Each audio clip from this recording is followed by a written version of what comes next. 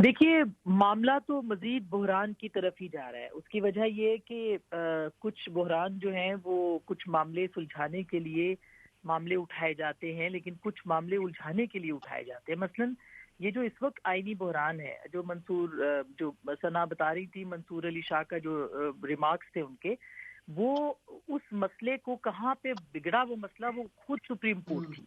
और उनका वो कंट्रोवर्शियल के मामला था जिसको कि उन्होंने उठाया और उसके बाद फिर उसको इस तरह से एडजस्ट किया कि वो कॉन्स्टिट्यूशन के अंदर अमेंडमेंट हो गई, तकरीबन उसको कहा जाता है कि वो रीराइट कर दिया गया आइन को दोबारा से। तो ये मामला, कुछ मामले जो हैं वो सुलझाने के लिए नहीं, उलझाने के लिए उठाए जाते हैं। ये उन्हीं मामलों में से एक मामला है।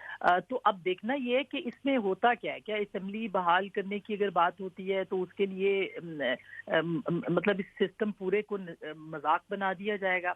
और अगर इंतखाबात होते हैं तो वो इंतखाबात कौन तस्लीम करेगा, कौन तस्लीम नहीं करेगा, ज़िमनी इंतखाब में कौन जाएगा, कौन नहीं जाएगा, ज़िमनी इंतखाब को बहाना कौन बनाएगा, कौन नहीं बनाएगा, फिर उसके बाद घर वापस आएगा, कहेगा मेरी मर्जी, मेरा आइन मेरी मर्जी, मेरा बेंच मेरी मर्जी, मेरी पार्लियामेंट मेरी मर्जी, मेरी सीट मेरी मर्जी। हुआ यही है। अभी आप देखें ना कि इमरान खान साहब 9 नशिस्तों पे कामयाब 7 में हुए हैं, वो एक नशिस्त पे भी वापस नहीं गए। तो आपने निज़ाम को मजाक बना दिया, आपने पार्लिमानी जमहूरियत को मजाक बना दिया, आपने आइन को मजाक बना दिया। तो फिर आप कहाँ जाके दरवाजे खटखटाएंगे? अताब बंदियाल साहब कह रहे हैं आइन ने दस्तक दी है। आइन के ऊपर दस्तक तो आइन तो दे रहा है, आइन तो दस्तक पिछले 75 सालों से इस मुल्क के अंदर दे रहा है। मगर हुआ क्या है, इस आइन को जिस तरह से मजाक अदालतों में बनाया जाता रहा है माजी में, अभी भी बनाया जा रहा है, और जिस तरह से पहले बनाया जाता था वो भी सबके सामने है। ये तो अब डिसाइसिव मूवमेंट्स हैं जिस तरह से जो है वो सामने आने हैं और उसको फैसला कुन अंदाज में आगे बढ़ाना है। किसने बढ़ाना है? इस वक्त सबसे बड़ा क्राइसिस ये है, सबसे बड़ा बहरान ये है। सियासतदान अगर मिलके बैठना आसमा मैं आप ही से पूछती हूँ सवाल। आप बड़े दहाइयों से ये तमाम देख रही हैं, आपने तो पार्लियामेंट से शुरू किया अपना करना सारी रिपोर्टिंग जर्नलिज्म। मुझे ये बताएं कि ये मामला सुप्रीम कोर्ट किस जिम्न में उठाए वो एक बात है, बट उठाना तो था।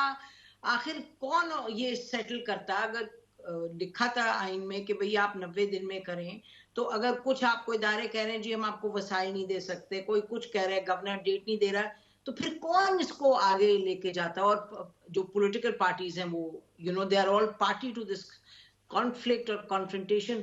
तो सुप्रीम कोर्ट ने तो उठाना था, या आपका ख्याल है नहीं उठाना चाहिए?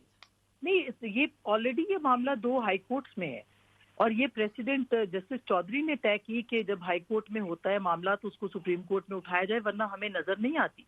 तो पहले आप इंतजार तो कर लेते कि हाई कोर्ट्स क्या फैसला करती हैं। ऐसी कौन सी जल्दी थी कि एक तरफ जेल भरो तहरीक अपने अंजाम को पहुंच रही थी आगाज से ही, और आपने फौरी तौर पर देखें इस सो मोटो की जो टाइमिंग है वो भी बहुत इंपॉर्टेंट है, और जिस तरह से रेफर किया गया वो भी बहुत इंपॉर्टेंट है। और आप नजरअंदाज नहीं कर सकते उन ऑडियो लीक्स को कि जो इस बीच में आई हैं। इस दरमियान में हम लाख कहें कि आप अदलिया को, आपको नहीं इस तरह बहुतान तराजी करनी चाहिए, लाख कहें कि ये गलत है, लाख कहें कि मरियम साहिबा का जो लबो लहजा था वो बिल्कुल दुरुस्त नहीं था, लेकिन उसके बावजूद आप इन ऑडियो लीक्स को भी नजरअंदाज नहीं कर सकते। फिर आप उन्हीं जज साहिबान को उसमें बिठा रहे हैं, वो उसके बाद फिर बार काउंसिल चली जाती हैं, फिर भी वो वहाँ के वहाँ मौजूद रहते हैं। तो ये बड़ी टाइमिंग्स और ये सारी जो सवालात हैं ये बहुत अहम सवालात हैं, इनको भी आप इग्नोर नहीं कर सकते।